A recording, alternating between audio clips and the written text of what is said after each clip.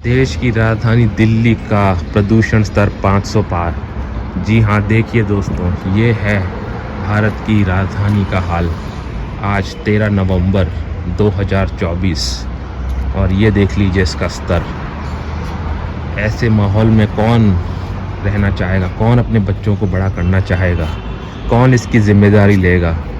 क्या दिल्ली सरकार लेगी या यहाँ के कोर्ट लेंगे?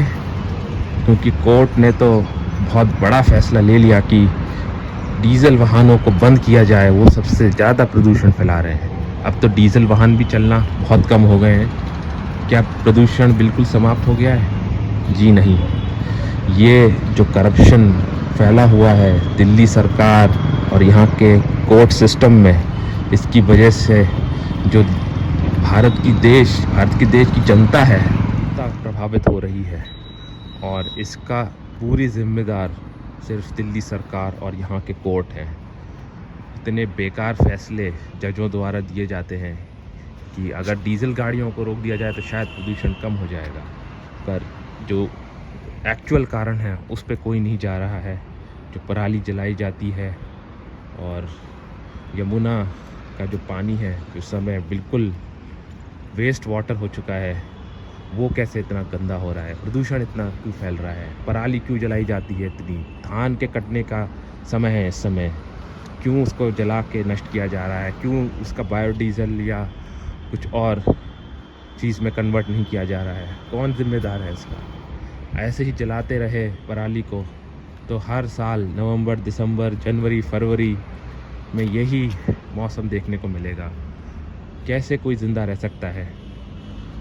जो बड़े बूढ़े हैं उनके लिए सांस लेने में कितनी तकलीफ़ हो रही है, ये आप सोच भी नहीं सकते।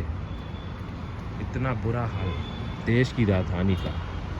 अब बाहर से किसी पर्यटक को बुलाते हैं और वो अगर बुराई कर दे देश की, तब आप एकदम खड़े हो जाते हैं कि कैसे उन्होंने भारत देश की बुराई कर दी। पर ये देख के आप खुद एक भी अच्छी बात हो देश प्रदेश की तो आप मुझे बताइए।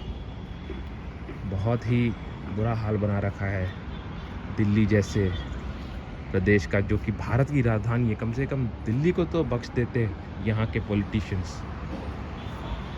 और फालतू के जो फैसले हैं कि गाड़ियों पे बैन लगाया जाए, 10 साल डीज़ल की, 15 साल पेट्रोल की, और ये इससे गाड़ियों का जो वैल्यू है वो तो बिल्कुल ही समाप्त हो चुका है। अब आप सोचिए, अब एक 10-15 लाख की गाड़ी खरीदेंगे और 10 साल बाद उसकी कोई वैल्यू नहीं रह जाएगी, तो कौन ख़रीदेगा ऐसे प्रदेश में गाड़ी?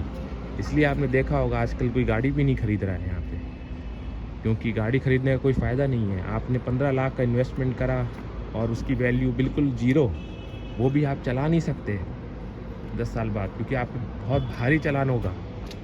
ऊपर से road tax, toll, insurance, maintenance, petrol के दाम, हर चीज़ पे जीएसटी, इतना आपसे मतलब चूसा जा रहा है और उसके बावजूद आपको ये ऐसी हवा मिल रही है। देखिए,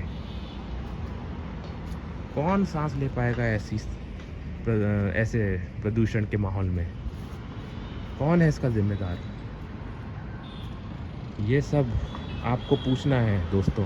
कमेंट में बताइए कि इतने भयंकर प्रदूषण का क्या कारण है? क्या मैंने जो कारण बताए वो सही है? पराली जो जल रही है वो सबसे बड़ा कारण हो सकता है, उसको बंद क्यों नहीं किया जा रहा? क्यों इतना करप्शन और भ्रष्टाचार है? यहाँ के कोर्ट क्यों इन चीज़ों पे सुनवाई नहीं करते हैं? क्यों बेकार के फैसले लेते हैं? सुप्रीम कोर्ट, हाई कोर्ट क्यों बिल्कुल बिके हुए हैं?